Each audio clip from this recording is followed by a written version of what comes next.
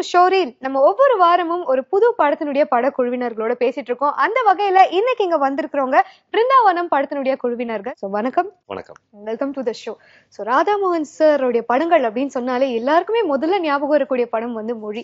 நான் அந்த திரைப்படத்துல காது கேட்காம வாய் பேசாம இருக்கக்கூடிய உணர்வுகள் எப்படி இருக்கும் அப்படிங்கறது அந்த திரைப்படம் பார்த்துதான் எல்லாருமே அதிக அளவுல தெரிஞ்சுக்கிட்டோம் அப்படின்னு சொல்லலாம். சோ மறுபடியும் உங்களுடைய டைரக்ஷன்ல உருவாகி இருக்கிற பிருந்தாவனம் படத்தையும் பாத்தீங்கன்னா கிட்டத்தட்ட அப்படிப்பட்ட ஒரு ரோல்ல தான் இப்போ அருள்நிதி நடிச்சிட்டு இருக்காரு. சோ மறுபடியும் அந்த கான்செப்ட்ல படம் எடுத்ததுக்கான காரணம் என்ன? ஏதாவது ரீசன் இருக்கா அது பின்னாடி? கண்டிப்பா. அதாவது இப்ப ஒரு காது கேட்காத வாய் பேசாதவர்கள் அப்படின்னு அவங்களுக்கு ஒரு உலகம்னா அதுல எவ்வளவோ கதைகள் இருக்கு. ஸோ அதுல எவ்வளவோ நம்ம மாதிரி தான் அவங்களும். அவங்களுக்கு இந்த மாதிரி காது கேட்காத வாய் பேச முடியாது, தவிர மற்றபடி உணர்வுகள் எல்லாம் ஒண்ணுதான். ஸோ அவங்களுக்குள்ள எவ்வளவோ கதைகள் இருக்கு, எவ்வளவோ சம்பவங்கள் இருக்கு. ஸோ மொழி படத்துக்காக நான் வந்து பல விஷயங்களை வந்து ரிசர்ச் பண்ணி இந்த மாதிரி பல விஷயங்களை வந்து சேகரித்து அவங்களுடைய பழக்க வழக்கங்கள், அவங்க என்னென்ன பண்ணுவாங்க, எப்படி ரியாக்ட் பண்ணுவாங்க, அப்படி நிறைய பேர்கிட்ட பேசி எல்லாம் நிறைய விஷயங்களை திரட்டும் போது அதில் கிடைச்ச ஒரு விஷயம் தான் பிருந்தாவனம் படத்துக்கான ஒரு கதை. ஆமாம். ஸோ அதனால வந்து இந்த ஒரு சிமிலாரிட்டி தான் இருக்குமே தவிர மற்றபடி வந்து டோட்டலி ஒரு டிஃப்ரெண்ட் ஸ்டோரிஸ். எல்லாமே வந்து கதை நடக்கிற களம், அந்த கேரக்டரைசேஷன் எல்லாமே வேற. ஓகே. சோ மொழி படத்தினுடைய ரிசர்ச்லயே உங்களுக்கு நம்ம மறுபடியும் இத கான்செப்டா வச்சு ஒரு படம் எடுப்போம் அப்படிங்கிறது தெரியுமா சார்? நீங்க அப்பவே டிசைட் பண்ணிருந்தீங்களா? இல்ல, அது ஒரு ஸ்பார்க் இருந்தது. அப்புறம் கொஞ்சமா அதை டெவலப் பண்ணிட்டு இருந்தேன் நான். இப்ப உடனே பண்ணணும் அந்த மாதிரிலாம் எதுவுமே இல்லை. நான் அப்படியே பண்ணிட்டு இருந்தேன். அப்ப நானும் அருள் சேர்ந்து ஒரு படம் பண்ணலாம் அப்படின்னு, ஒரு படம் பண்ணணும்னு அடிக்கடி சந்திச்சு பேசுவோம். சில ஸ்டோரி தான் சொல்லியிருக்கேன் நான் அவருக்கு. அப்படி பேசும்போதெல்லாம் வந்து எனக்கு அவர் பார்க்கும்போதெல்லாம் அதாவது ஒரு படங்கள்ல பாத்தீங்கன்னா எல்லாமே கொஞ்சம் ஒரு டஃப் ரோல்ஸ், அப்படி கொஞ்சம் ஒரு சிரிக்காத அந்த மாதிரி ஒரு முறைப்பாக ஒரு ஆங்கிரிங் மேனாவே நிறைய பண்ணியிருந்தாரு அவர். பட் ரியல் லைஃப்ல பார்க்கும்போது நல்ல ஒரு மலர்ந்த முகத்தோட நல்ல ஒரு சிரிச்சு அவர்கிட்ட ஒரு இன்னோசன்ஸ் இருக்கும், எல்லாமே இருக்கும். எனக்கு ரொம்ப அது பிடிச்சது. அது இது யாருமே இன்னும் யூஸ் பண்ணி நல்லா ஒரு சாமிங்கா இருக்குமே அப்படின்னு யோசிக்கும் போது எனக்கு டக்குனு இந்த கதை வந்து ஒரு ஸ்பார்க் ஆச்சு எனக்கு. அவர் கண்டிப்பா இந்த ரோலுக்கு நல்லா இருப்பாரு அப்படின்னு வந்து எனக்கு தோணுச்சு. ஒரு இன்ஸ்டிங்க் தான் அது. அதுக்கப்புறமா அந்த ஒரு ஸ்டோரி நான் ஒரு டெவலப் அந்த ஸ்டேஜில் அருள்கிட்ட சொன்னேன், இப்படி ஒரு கதை இருக்கு, கேளுங்க அப்படின்னு சொல்லிட்டு. அவர் கேட்டு அவருக்கு கதை ரொம்ப பிடிச்சது. பட் நான் பண்ணா எப்படி இருக்கும் அப்படிலாம் கேட்டார். கண்டிப்பா நல்லா இருக்கும், நீங்க யோசிச்சு பாருங்க அப்படின்னு சொன்னேன் நான். அப்புறம் அவர் யோசிச்சாரு, ஓகே கண்டிப்பா பண்ணலாம். ஏன்னா அவருக்கும் வந்து ஒரு நிச்சயமா நடிகரா வந்து ஒரு அடுத்த கட்டத்துக்கு ஒரு ரொம்ப ஒரு சேலஞ்சிங்கான ஒரு கேரக்டர், ஒரு அடுத்த கட்டத்துக்கு எடுத்து போற கேரக்டர் அவருக்கும் புரிஞ்சுது. ஸோ அப்படிதான் இந்த படம் வந்து நடந்தது. சோ தான்யா, உங்க பேருக்கு ஏத்த மாதிரி நீங்க ரொம்ப கியூட்டா இருக்கீங்க. சோ இது வந்து உங்களுடைய தமிழ்ல நீங்க நடிச்சிருக்கிற முதல் திரைப்படம். சோ ஃபர்ஸ்ட் மூவி அப்படின்னாலே எல்லாருக்குமே ரொம்ப எக்ஸைட்மெண்டா இருக்கும். லைக் யாரோட ஒர்க் பண்ண போறோம், ஹீரோ யாரு அப்படிலாம். சோ உங்களுடைய ஃபர்ஸ்ட் மூவியே பாத்தீங்கன்னா காலிவுட்ல இப்போ பெரிய டைரக்டரா இருக்காரு ராதாமோகன் சார். சோ உங்களுக்கு நர்வஸா இருந்துச்சா இல்ல ரொம்ப எக்ஸைட்டடா இன்ட்ரெஸ்டிங்கா இருந்துச்சா? ஆப்வியஸா நர்வஸ்னஸ் கொஞ்சம் இருக்கும் ஃபர்ஸ்ட் படம்னால, பட் அதை விட எக்ஸைட்மெண்ட் அண்ட் இன்ட்ரெஸ்ட் நிறைய இருந்தது. ஓகே. சோ நேர்ல பார்க்க வந்து மாடர்னான கேர்லா பப்ளியா இருக்கீங்க. சோ இந்த படத்துல உங்களுடைய ரோல் என்ன? It's more or less the same. இதே ஒரு யதார்த்தமான ஒரு காலேஜ் பொண்ணோட இதுதான். நிறைய கான்ஃபிடன்ஸ் இருக்கிற ஒரு லெவல் ஹெடட் கேர்லா தான் இந்த படத்துல பண்ணிருக்கேன். ஓகே. சோ ஃபர்ஸ்ட் டைம் வந்து ஆடிஷன்ஸ்ல அட்டெண்ட் பண்ணீங்களா சாரோட படத்தை நடிக்கிறதுக்காக? ஒரு ஸ்கிரீன் டெஸ்ட் மாதிரி அட்டெண்ட் பண்ணேன். சீன்ஸ் டயலாக்ல என்ன கொடுத்தாங்கல்ல ஞாபகம் இருக்கா? ஏன் சொல்ல வைக்க போறீங்க? முடிஞ்சா சொல்லுங்களேன். சொல்ல முடியாதோ? டயலாக் இப்ப அவர் ஸ்கிரீன் டெஸ்ட்ல கொடுத்த டயலாக் இப்ப சொல்ல முடியாதுன்னு நினைக்கிறேன். நம்ம ஸ்கிரீன் டெஸ்ட்லாம் பண்ணி தான் நான் வந்து பண்ணேன். முதல்ல அந்த போட்டோ பார்த்தேன். பார்க்கும்போது இது மாதிரி சொன்னாங்க, நடிகர் ரவிச்சந்திரனோட கிராண்ட் டாட்டர் சொன்னாங்க. அதுவே எனக்கு ரொம்ப ஒரு சந்தோஷமா இருந்தது. சினிமா தெரிஞ்ச ஒரு குடும்பத்துல வந்த ஒரு பொண்ணு, பிளஸ் தமிழ் தெரியுன்றதே ரொம்ப பெரிய ஒரு விஷயமா இருந்தது. அப்பதான் நான் கூப்பிட்டு வந்து ஸ்கிரீன் டெஸ்ட் பண்ணோம். ஒரு இது மாதிரி பண்ணும்போது அந்த ஒரு ஹீரோயின் கேட்டிருக்கா என்னெல்லாம் தேவைப்படும் எல்லாமே வந்து அவங்கள்ட்ட இருக்குன்னு தெரிஞ்சது எனக்கு. ஓகே.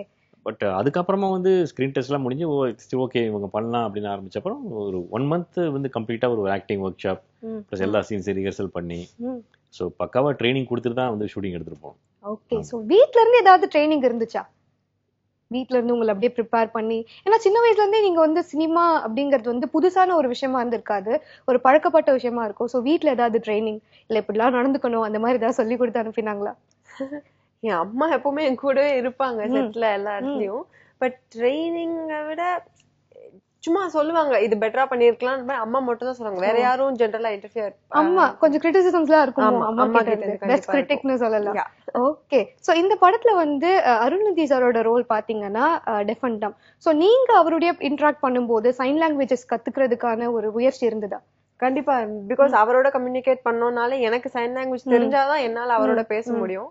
சோ கண்டிப்பா அதுவும் கத்துக்க வேண்டியது இருந்தது. ஓகே. சோ அந்த வீட்ல கண்ணாடி முன்னாடி நின்னு நடிச்சு பாக்குறது அதெல்லாம் நிறைய இருந்துச்சு. Okay sir. சோ இந்த படத்துல வந்து அருள்நிதி சாரோட வந்து டெஃபண்டமா நடிச்சிட்டு இருக்காரு. ஏற்கனவே மொழி படத்துல பாத்தீங்கன்னா ஹீரோயின் வந்து அதுல டெஃபண்டமா நடிச்சிருப்பாங்க. சோ மறுபடியும் இதுல ஹீரோ அப்படிங்கிறப்போ அதுல என்ன மாதிரியான வேரியேஷன்ஸ் நீங்க ஃபீல் பண்ணீங்க? நான் சொன்ன மாதிரி வந்து இப்போ 2 கேரக்டருமே இந்த மாதிரி ஒரு இந்த ஒற்றுமையை தவிர மற்றபடி எல்லாமே டிஃப்ரெண்ட். இது அவங்க கேரக்டரைசேஷன், அவங்களோட பாடி லாங்குவேஜ் எல்லாமே ஒரு டிஃப்ரெண்டா இருக்கும். இப்போ ஜோதிகா வந்து ரொம்ப ஒரு கம்பீரமா ஒரு கர்வத்தோட இருப்பாங்க. இதுல இவன் வந்து ஒரு காம்ப்ளெக்ஸ் உள்ள பையன், ஒரு அப்பா அம்மா இல்லாம ரொம்ப கஷ்டப்பட்டு அந்த சூழல்ல வளர்ந்த பையன். இப்படி இருக்கிற பையன் வந்து யாருமே இல்லாம ஒரு ஆதரவே இல்லாம இருக்கிற ஒரு பையன். ஸோ அவனை எல்லாம் பார்த்தா ஐயோ பாவம் இந்த பையன் இப்படி இருக்கானே அப்படி சொல்லி இன்னும் அந்த மாதிரி ஒரு இதுல வளர்ந்த பையன் அவன். ஸோ பேசிக்கா பாத்தீங்கன்னாக்கா ரெண்டுமே வந்து டோட்டலி ஒரு டிஃப்ரெண்டா இருக்கும். அது ஸோ ஒரு ஹீரோன்னு வரும்போது அதுல அது மாதிரி தான் எல்லா எமோஷன்ஸும் இருக்கும் அதுல. பட் என்னன்னாக்கா இப்ப ஜோதிகாட்ட வந்து பாத்தீங்கன்னா பெரிய அந்த ரோல்ல வந்து ரொம்ப ஹியூமர்ன்ற ஒரு விஷயம் ரொம்ப இருக்காது. பட் இதுல அப்படி இல்லை. இவன் நல்லா சிரிச்சு மத்தவங்களையும் சிரிக்க வச்சு அந்த மாதிரி தனக்குள்ள ஒரு சின்ன உலகத்துல சந்தோஷமா இருக்கிற ஒரு இளைஞன் அவன். ஸோ அந்த வகையில பார்த்தா ரெண்டுமே டிஃப்ரெண்ட். பட் 2 பேருமே வந்து ஈக்குவலான ஒரு எஃபர்ட் தான் போட்டிருந்தாங்க. இப்போ ஜோ எப்படி வந்து ட்ரைனிங் எடுத்தாலும் அதே மாதிரி வந்து அருண்நிதியும் ஒரு 1 மந்த் கிட்டத்தட்ட ஒரு ஃபுல்லா சைன் லாங்குவேஜ், அந்த பாடி லாங்குவேஜ், அவங்களோட பிஹேவியர் எப்படி இருக்கும், எப்படி ரியாக்ட் பண்ணலாம், அதெல்லாம் ஃபுல்லா கம்ப்ளீட்டா ஒரு ட்ரைனிங் எடுத்துட்டு அப்புறமா தான் அவருக்கும் ட்ரைனிங் கொடுத்து அப்புறம் தான் ஷூட்டிங் போனோம். ஓகே. சோ அருள்நிதி கத்துக்கிட்டாரு அப்படின்னு சொல்றதை விட நீங்களும் நிறைய ரிசர்ச்சஸ் எல்லாம் பண்ணிருப்பீங்க. நீங்க கத்துக்கிட்டீங்களா பாடி லாங்குவேஜஸ்? அவங்களுடைய சைன் லாங்குவேஜ் மொழி படத்துக்கு நான் அந்த ஒரு கிராஷ் கோர்ஸே போனேன் நானு. ஆமா ஆமா. நீங்களே கோர்ஸ் பண்ணீங்க? ஓகே. அப்பதான் நிறைய பேரை மீட் பண்ணி அதற்கான அந்த படத்துக்கான நிறைய விஷயங்கள் வந்து கலெக்ட் பண்ணி அப்படிதான் அந்த படம் பண்ணேன். அதுல இருந்து கிடைச்ச ஒரு விஷயம் தான் இந்த பிருந்தாவனம் சொன்னேன் இல்லையா. ஓகே. இது வந்து மொழி படத்தோட பார்ட் 2 இல்ல மொழியுடைய இன்னொரு சீக்வல் அப்படிங்கிற மாதிரி நிறைய ரூமர்ஸ் வந்துட்டு இருந்தது. சோ தொடர்ந்து மொழி படத்தோட பிருந்தாவனம் படத்தை கம்பேர் பண்றது, அந்த கம்பேரிசனை நீங்க எப்படி பாக்குறீங்க? அது வரும்னு தெரியும். பட் ஒரு ஒரு 10 மினிட்ஸ் ஆனாக்க வந்து எல்லாருமே தெரிஞ்சு வேற கதை, அதுக்கு சம்பந்தமே இல்லைன்னு தெரிஞ்சிடும். இது டோட்டலா இதோட ஒரு ஃப்ளோவே வேற. இது வந்து அருளோட கேரக்டர், தானியாவோட கேரக்டர், இது ரெண்டுத்துக்கும் நடுவில் வந்து விவேக் சார் ஒரு கேரக்டர் பண்ணியிருக்காரு. அது ரொம்ப அதான் இந்த படத்தை ரொம்ப கம்ப்ளீட்டா வித்தியாசப்படுத்தும். அது ஓகே. ஏன்னா வந்து அவராவே நடிச்சிருக்காரு. அதுல நடிகர் விவேகாவே நடிச்சிருக்காரு. ஸோ ஊட்டியில இந்த மாதிரி ஒரு குறைபாட்டோட ஒரு சலூன்ல வேலை செஞ்சுட்டு இருக்க ஒரு இளைஞன், அவன் வந்து தனக்கு பிடிச்ச ஒரு நடிகர் விவேக், அவரை வந்து திடீர்னு ஆக்சிடென்டா ரோட்ல பாக்குறான். ஸோ அவங்களுக்குள்ள ஒரு பாண்டிங் ஒன்று கிரியேட் ஆகுது. அந்த மாதிரி ஒரு பெரிய ஒரு செலிபிரிட்டி வந்து இந்த மாதிரி ஒரு சாதாரண ஒரு மனுஷனுக்காக என்ன பண்ணிட்டு போறாரு, எப்படி அவன் வாழ்க்கையை மாத்திட்டு திரும்பி போறாரு அப்படின்ற மாதிரி ஒரு கதை இது. ஸோ இவங்க 2 பேருக்கு என்ன எவ்வளவு இம்பார்ட்டன்ஸோ அந்த அளவுக்கு வந்து அவருடைய கேரக்டர் வெரி வெரி இம்பார்ட்டன்ட். அது ரொம்ப ஒரு ஹைலைட்டா இருக்கும். அது ஸோ அந்த வகையில பார்த்தா எல்லாமே டிஃப்ரெண்டா இருக்கும். மொழி ஞாபகமே வராது இந்த படம் பார்க்கும்போது. கண்டிப்பா. ஓகே. சோ இப்போ இந்த படத்துல வந்து அருள்நிதியை வந்து நான் அப்பவே மைண்ட்ல வச்சிருந்தேன். அவருடைய ரியல் கேரக்டரைசேஷன் பாத்தீங்கன்னா ரொம்ப இன்னசென்ட்டா இருப்பாரு, சிரிச்சிட்டு இருப்பாரு. அவர் அந்த மாதிரி ஆன் ஸ்கிரீன்ல பார்த்தது இல்லைன்னு சொல்லி நீங்க அதுக்கான கேரக்டரைசேஷன்லாம் பண்ணதா சொல்லியிருந்தீங்க. சோ நீங்க வந்து மைண்ட் செட்டோட வந்திருப்பீங்க. அது வந்து அருள்நிதி ஃபுல்ஃபில் பண்ணாரு. கண்டிப்பா. அதுக்காக தான் அந்த 1 மாத பயிற்சின்றது ரொம்ப ஒரு ஹெல்ப்ஃபுல்லா இருந்தது. பட் நான் வந்து எப்பவுமே வந்து ஒரு நடிகர்கள் வந்து நான் சொல்லி கொடுக்க மாதிரி நடிக்கணும்னு எதிர்பார்க்க மாட்டேன். அவங்க கான்ட்ரிபியூட் பண்றது ஒண்ணு. சில விஷயங்கள் வந்து இயல்பா அந்த சைன் லாங்குவேஜ் பண்ணும்போது இந்த முகபாவனை இயல்பா அவருக்கு வந்துச்சு. அது ரொம்ப கரெக்டா இருந்தது. ஸோ அதை டிஸ்டர்பே பண்ணல நான். அதுல அவருக்கு எதையுமே வந்து இப்படி பண்ணுங்க சொல்லவே இல்லை நான். அதனால அது அப்படியே விட்டேன் நான். அவர் நேச்சுரல் என்ன வருது அதை பண்ணாரு ரொம்ப அழகா. அது ரொம்ப இந்த கேரக்டருக்கு ரொம்ப ஒரு ஆப்டா இருந்தது. அதை அப்படியே விட்டாச்சு அது. ஸோ அதனால வந்து அது எல்லாமே எஃபர்ட்டுமே அவர்களோடது. அந்த ஒரு கைடன்ஸ் தான் நாங்கள் கொடுத்தோமே தவிர அதோட அவுட்புட் எல்லாமே வந்து ஒரிஜினல் இது. ஓகே. ஓகே. எப்பவுமே உங்களுடைய திரைப்படம்னா பாத்தீங்கன்னா ரொம்ப ஒரு ஃபீல் குட் மூவியா இருக்கும். நிறைய பாசிட்டிவிட்டி இருக்கும் உங்க படத்துல. சோ இப்படியே நீங்க வந்து நிறைய திரைப்படங்கள் எடுத்துட்டு இருந்த சமயத்துல உப்பு கருவாடு அப்படிங்கிற ஒரு கமர்ஷியல் மூவி நடுவில் எடுத்ததுக்கான காரணம் என்ன சார்? உப்பு கருவாடு அது காமெடி ஃபிலிம், அவ்வளவுதான். அது அவுட் அண்ட் அவுட் காமெடி. இது வந்து எனக்கு காமெடி ரொம்ப பிடிக்கும். என் படங்கள் நான் என்ன பண்ணாலும் நிறைய எல்லா படத்துலயுமே ஹியூமர் இருக்கும். ஸோ முழுக்க ஒரு காமெடி ஃபிலிம் பண்ணலாம் அப்படின்னு சொல்லிட்டு அது பண்ணேன் நான். ஓகே. ஆமா. ஓகே. இப்போ பிருந்தாவனம் திரைப்படம் பாத்தீங்கன்னா ஹியூமர் இருக்கும் அப்படிங்கிறது விவேக் சார் இருக்கும்போது தெரியுது. இப்போ நீங்க வந்து அருள்நிதியோட கேரக்டர் என்ன அப்படின்னு சொன்ன பிறகு தெரியுது. சோ இப்போ இந்த படத்தை பத்தின எந்த ஒரு இல்ல ட்ரீசரோ இல்ல எதுவுமே கேள்விப்படாம புதுசா ஆடியன்ஸ் எப்படி தியேட்டர்ல இருந்து உட்கார்றாங்க அப்படின்னா படம் எப்படி இருக்கும் அப்படிங்கறத நீங்க எப்படி சார் 1 லைன்ல சொல்வீங்க? படம் எப்படி இருக்கும் அப்படின்னாக்கா வந்து அதாவது இது ஒரு வாழ்க்கையிலிருந்து எடுக்கப்பட்ட ஒரு கதை. இது வந்து தனியா ஒரு ஃபேண்டசியோ எதுவும் கிடையாது. ஒரு லார்ஜர் தன் லைஃபா எதுவும் கிடையாது. ஸோ ஸ்ட்ரைட்டா வாழ்க்கையிலிருந்து எடுக்கப்பட்ட ஒரு கதை இது. ஸோ அதனால உணர்வுகள் ரொம்ப உண்மையா இருக்கும். இந்த படம் வந்து பாத்தீங்கன்னாக்கா வந்து ஒரு அன்பு, நட்பு, ஒரு மனிதநேயம், ஒரு காதல், ஒரு மனித உறவுகள், இதை பற்றிலாம் அவர் பேசுற ஒரு உறவுகளின் முக்கியத்துவம், இதை பற்றிலாம் பேசுற ஒரு கதை இது. ஸோ எல்லாமே பார்த்தீங்கன்னாக்கா வந்து ஆடியன்ஸ்க்கு வந்து எல்லாமே வந்து அவங்களுக்கு ஒரு ஒரு அவங்க மனசு தொடர மாதிரி இருக்கும் டைரக்டா. இது நம்ம பார்த்துருக்கோமே, இது நம்ம செஞ்சிருக்கோமே, நம்மளுக்கு இது மாதிரி நடந்திருக்கு, அந்த மாதிரி வந்து ஒரு ஒரு நேரடி அனுபவம் இருக்கும் கண்டிப்பா. கண்டிப்பா வந்து அது இருக்கும். சார், உங்களுடைய நிறைய திரைப்படங்கள் வந்து பிரகாஷ் ராஜ் சாரோட ப்ரொடக்ஷன்ல வந்து உருவாகி இருந்தது. எல்லா திரைப்படங்களுமே பாத்தீங்கன்னா அதிக அளவுல பேசப்பட்ட படங்கள் அப்படின்னு சொல்லலாம். இப்ப மறுபடியும் ஒரு சின்ன பிரேக் எடுத்து வேற ஒரு ப்ரொடக்ஷன்ல ஒர்க் பண்ணது எப்படி இருந்துச்சு? அது பிரகாஷ் ப்ரொடக்ஷன்ல ஒர்க் பண்ணும்போது வந்து அது கிட்டத்தட்ட என்னுடைய ஒரு ப்ரொடக்ஷன் மாதிரி தான். அது வந்து ரொம்ப ஒரு உரிமையோட ஒரு உரிமை நான் சொல்றது வந்து கம்ப்ளீட் ஒரு கிரியேட்டிவ் ஃப்ரீடம். ஏன்னா ஒரு ஒரு ஒரு படைப்பாளிக்கு வந்து ரொம்ப முக்கியமான விஷயம் அதுதான். ஒரு கம்ப்ளீட் கிரியேட்டிவ் ஃப்ரீடம். அது அவரும் வந்து பாத்தீங்கன்னா ஒரு கதையை கேட்டுட்டு அவர் இந்த கதை பிடிச்சி போச்சு அப்படின்னு சொன்னாங்க, அதுக்காக கம்ப்ளீட்டா சப்போர்ட் பண்ணுவாங்க கடைசி வரைக்கும். நம்மளுக்கு நம்ம என்ன நினைச்சோமோ அது எடுக்கிறதுக்கு வந்து அவர் எந்த அளவுக்கு முடியுமோ அவ்வளவுக்கு கூட நம்ம சப்போர்ட் பண்ணுவாங்க. அதான் வந்து ஒரு கம்ப்ளீட் ஃப்ரீடம். எதுவும் இதை பண்ணு அதை பண்ணு கமர்ஷியலா இது செய்யற அது மாதிரிலாம் எந்த விதமான இதுவும் இருக்காது. ஆமா, நம்ம என்ன நினைக்கிறோமோ அதை கண்டிப்பா வந்து எடுக்கிறதுக்கான கம்ப்ளீட் சுதந்திரம் கொடுப்பாரு. இது லக்கிலி இந்த படத்துலயும் அந்த மாதிரி தான். எனக்கு வந்து Vanson movies mister Shawn Sudarshan அப்படின்னு என்ன தயாரிப்பாளர், படத்தின் கதையை கேட்டுட்டு ரொம்ப நல்லா இருக்கு பண்ண சந்தோஷமா வந்து வந்தாரு. அந்த சந்தோஷம் கடைசி வரைக்கும் அவருக்கு வந்து அது இருந்தது. அந்த வந்து கம்ப்ளீட்டா வந்து எங்களுடைய எந்த விதமான வேலையும் தலையீடுல வரும் கம்ப்ளீட் கிரியேட்டிவ் ஃப்ரீடம் கொடுத்தாரு. நல்ல ஒரு அப்போ என்ன ஒரு சந்தோஷமா சுதந்திரமா படம் எடுத்தோம், அதே மாதிரி தான் இந்த படமும் நான் எடுத்திருக்கேன்.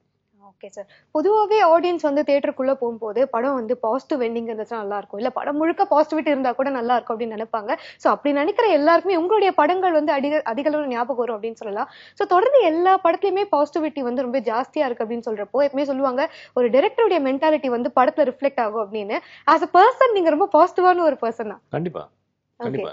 வந்து அது அந்த பாசிட்டிவான ஒரு அப்ரோச் இல்லைனாக்க ரொம்ப கஷ்டம் சினிமாவில் இருக்கிறது. அது இப்போ அழகிய படம் பார்த்தீங்கன்னாக்கா அது கிட்டத்தட்ட எங்களோட லைஃப், ஒரு அசிஸ்டன்ட் டைரக்டர்ஸ் லைஃப் தான் அது. எவ்வளவு கஷ்டத்துலையும் அப்படியே சிரிச்சிட்டே இருக்கால கடந்து போய் நம்ம நடந்துட்டா அப்படின்னு சொல்லி நம்பிக்கையோட போறது இருக்கு இல்லையா, அப்படிதான் இருந்தோம் நாங்கள் எல்லாருமே. அது அப்படியே கண்டினியூ ஆகிட்டு இருக்காங்க.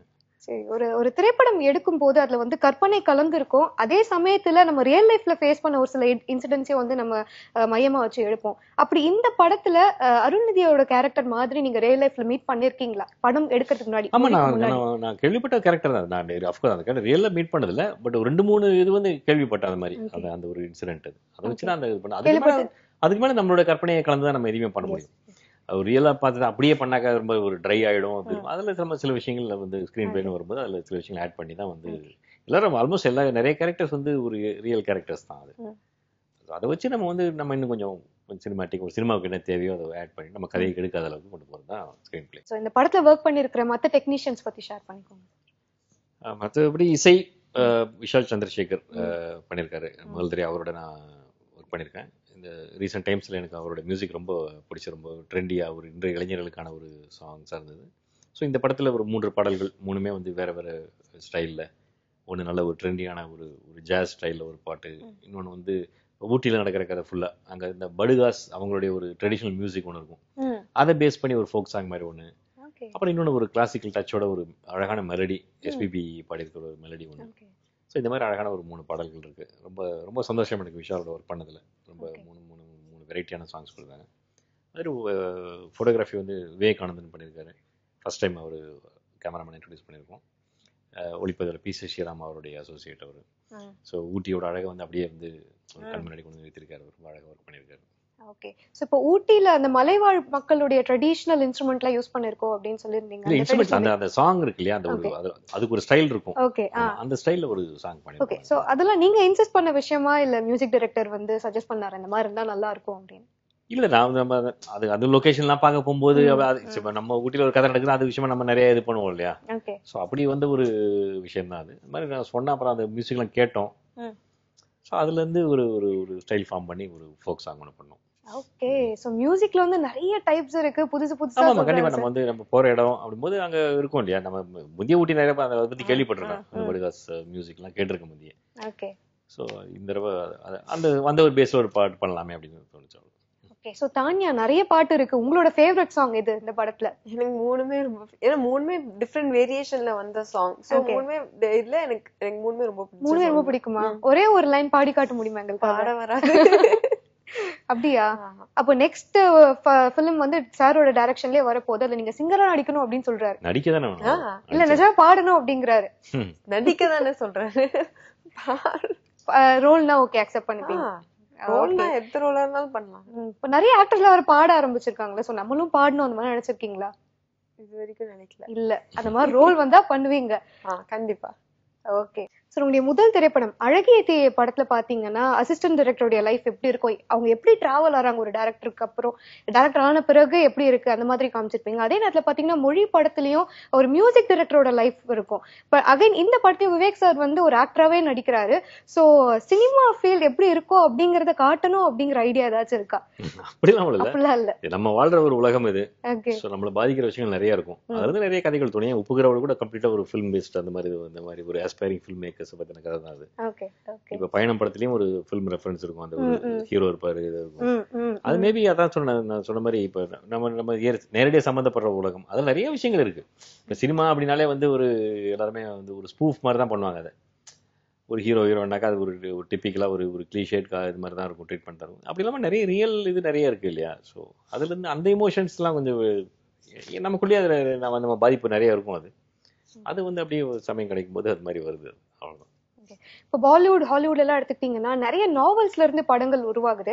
அப்படி நீங்க படிச்ச தமிழ் நாவல்லயே நீங்க பார்த்து ஐயோ இந்த நாவல் நம்ம ஒரு நாள் கண்டிப்பா ஒரு படமா எடுக்கணும் அப்படின்னு வியந்த ஒரு நாவல்? நல்ல கேள்வி. அதுக்காக நான் ரொம்ப ஏங்கிட்டு இருக்கேன் உண்மையிலே. நான் இது வரைக்கும் அந்த மாதிரி ஒரு வரல. பட் அஃப்கோர்ஸ் நான் நிறைய படிக்கிறேன், நிறைய வந்து படிச்சு பிரமிச்சு போறேன். அந்த எழுத்தாளர் மேல ரொம்ப மதிப்பு வச்சிருக்கேன். அவங்களுடைய படைப்புகள் வந்து ரொம்ப ரொம்ப வந்து ஒரு ரசிச்சு படிக்கிறேன். பட் அதெல்லாம் ஒரு சினிமாவை எடுக்க முடியும், இது ஒரு சினிமாவாக முடியும் அப்படின்ற ஒரு நாவல் வந்து எனக்கு அதை என்னால பண்ண முடியும் அப்படின்ற மாதிரி எனக்கு இன்னும் ஒரு கதை கிடைக்கல. அதுக்காக ரொம்ப தேடிட்டு இருக்கேன். அப்படி கிடைச்சா ரொம்ப சந்தோஷப்படுவேன். எனக்கு ரொம்ப வாழ்க்கையில ரொம்ப ஒரு ஆசையான ஒரு விஷயம் அது. ஏதாவது ஒரு நாவல் வந்து நம்ம வந்து ஒரு படமா எடுக்கணும் அப்படின்னு. அது இது வரைக்கும் எனக்கு கிடைக்கல அந்த மாதிரி. இது வரைக்கும் தமிழ்ல கிடைக்கலையா? தமிழ்ல ஆமா, தமிழ் நாவல் தான் எடுக்கணும். நான் இங்கிலீஷ் நாவல் எடுக்கல. தமிழ் இங்கிலீஷ்ல டிரான்ஸ்லேட் பண்ணி எடுக்கிற ஐடியா கிடையாது. பெருசா இல்ல. தமிழ்ல ஏதாவது நல்ல ஒரு நாவலை வந்து மாதிரி இந்த ஒரு நாவலை வந்து ஒரு ஸ்கிரீன் பிளே அடாப்ட் பண்ணி அதை பண்ணணும்ன்ற ரொம்ப ஆசை எனக்கு. உங்களுடைய ஃபேவரட் ரைட்டர் ஆத்தர்? நிறைய பேர் இருக்காங்க. ஒருத்தர்னு சொல்ல முடியாது. இன்னைக்கு சமகால ஒரு எழுத்தாளருக்கு நிறைய பேரை படிச்சுட்டு இருக்கேன். ரொம்ப அருமையா எல்லாம் எழுதிட்டு இருக்காங்க. ரொம்ப நான் சொன்ன மாதிரி ரொம்ப ரொம்ப மதிக்கத்தக்க வகையில் எழுதிட்டு இருக்காங்க. க்ளோஸா ரொம்ப நல்லா நிறைய படிப்பேன் நான். அதனால மொழி படத்தினுடைய ஓப்பனிங் சீன்லயே பாத்தீங்கன்னா ஆர்ஆர் எப்படி உருவாகுது அப்படிங்கறது வந்து டிஃபரன்ஷியேட் பண்ணி காமிச்சிருப்பீங்க. அந்த சீனே பாத்தீங்கன்னா ஆர்ஆரோட இல்லாம பாக்குறப்போ ஒரு தனி ஃபீல் இருக்கும், ஆர்ஆரோட பார்க்கும்போது ஒரு ஃபீல் இருக்கும். சோ ஒரு படத்துக்கு ஆர்ஆர் அப்படிங்கிறது எவ்வளவு முக்கியம்? ஏன்னா பேய் படத்துல தான் ஆர்ஆர் பயங்கரமா இருக்கும், அப்பதான் நம்ம பயந்து பார்ப்போம். அந்த மாதிரி எல்லாம் சொல்லிட்டு எல்லா படத்துக்கும் மியூசிக்ன்றது ரொம்ப முக்கியம். மியூசிக் வந்து இல்லாம வந்து ரொம்ப ரொம்ப கஷ்டம். இந்த மாதிரி உணர்வுகளை சொல்ற படங்களுக்கு வந்து அந்த உணர்வுகளை கொஞ்சம் அப்படி ஒரு மக்கள் ஈஸியா கொண்டு போய் சேர்க்கறதுல வந்து மியூசிக்கும் மிகப்பெரிய பங்கு இருக்கு. அது வந்து நானா சொன்ன அவசியம் இல்லை. இது வந்து உலகம் ஃபுல்லா இருக்கிற விஷயம் தான் அது. சார், இப்ப இருக்கக்கூடிய நிறைய பட்டிங் டைரக்டர்ஸ்க்கு சரி இல்ல டைரக்டர் ஆகணும் அப்படின்னு நினைக்கிறவங்களுக்கு வந்து நீங்க மிகப்பெரிய இன்ஸ்பிரேஷனா இருக்கீங்க. பட் நீங்க வளர்ந்துட்டு இருந்த கட்டத்துல இல்ல இப்பவும் பார்த்து இன்ஸ்பயர் ஆகுற ஒரு டைரக்டர்?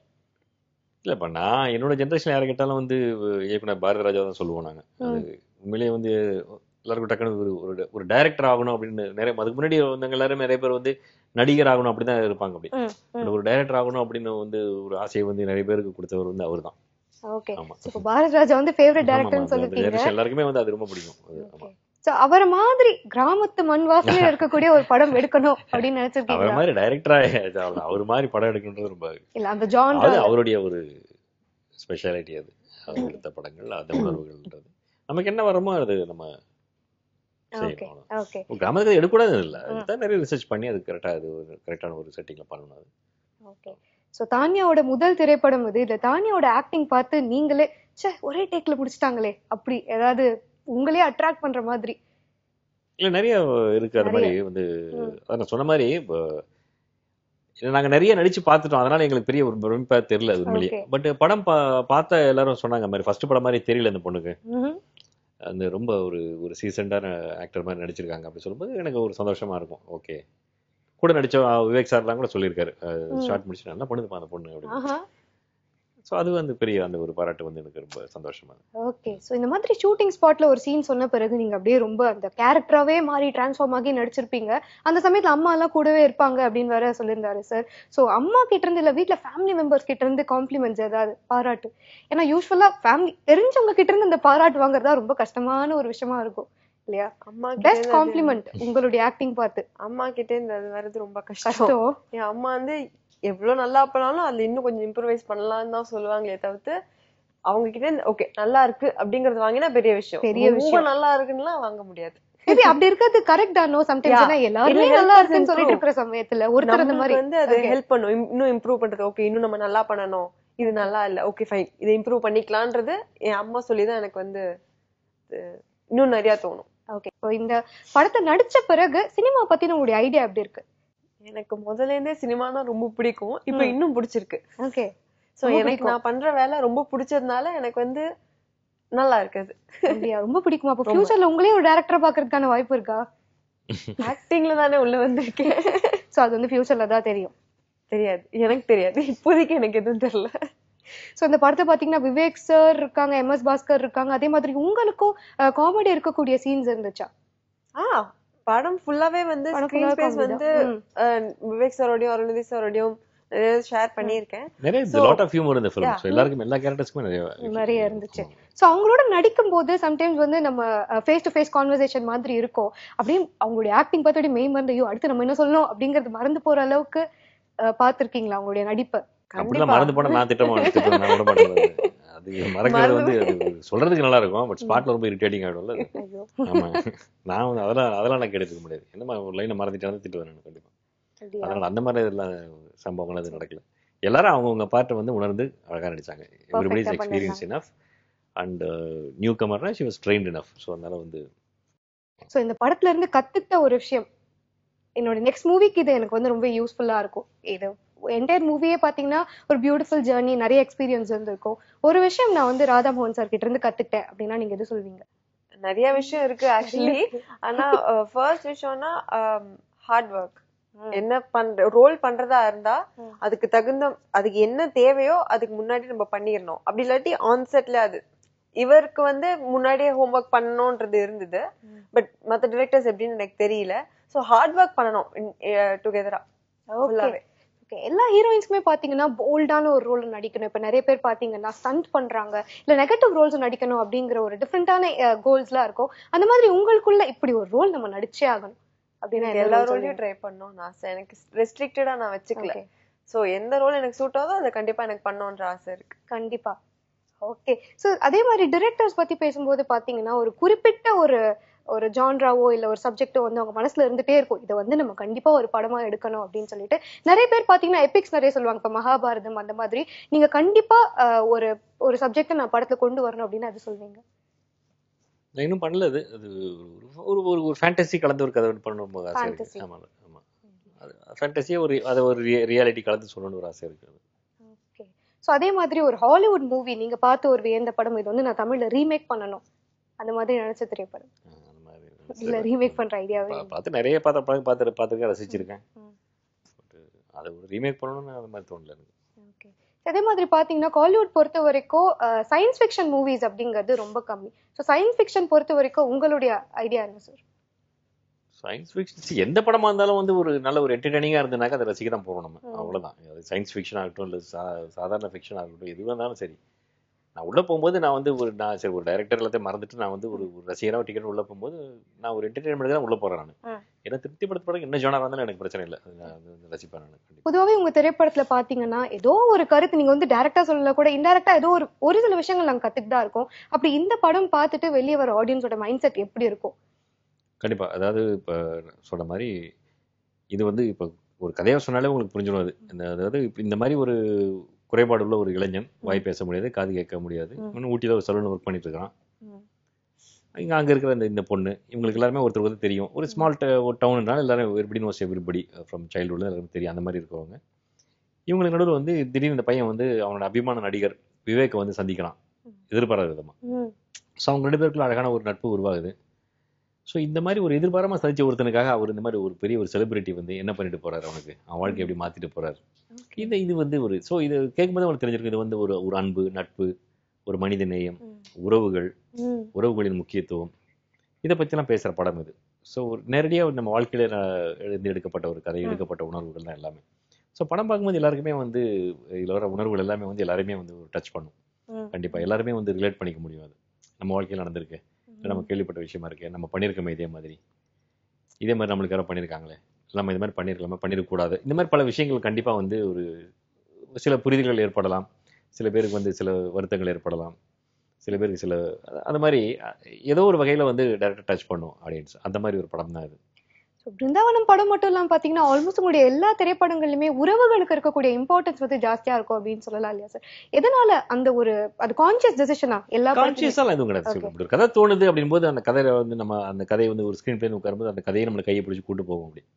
ஸோ அது கூட போனாலே அந்த மாதிரி தான் ஒரு வரும். நம்ம பெரும்பாலும் வந்து அதாவது நான் சொன்ன மாதிரி ஒரு யதார்த்தமான ஒரு வாழ்க்கையை ஒட்டின ஒரு கதை, வாழ்க்கையை ஒட்டின ஒரு சம்பவங்கள், அந்த மாதிரி இருக்கும்போது அப்படிதான் வரும். ப்ளஸ் நான் விரும்புகிற படங்கள் அந்த மாதிரி இவரோட மனசுல இருந்து அந்த மாதிரி வரலாமா இருக்கலாம்.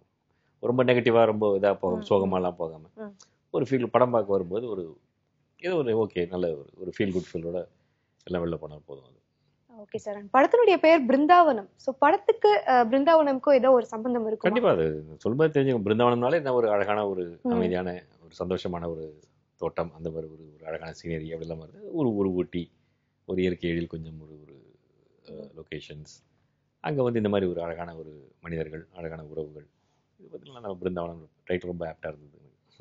ஓகே. அண்ட் தான்யா, உங்களுடைய அடுத்தடுத்த ப்ராஜெக்ட்ஸ் பற்றி ஷேர் பண்ணிக்கோங்க. அடுத்தது வந்து நான் கருப்பன் அப்படின்னு விஜய் சேதுபதி சாரோட பண்ணிட்டு இருந்தேன்.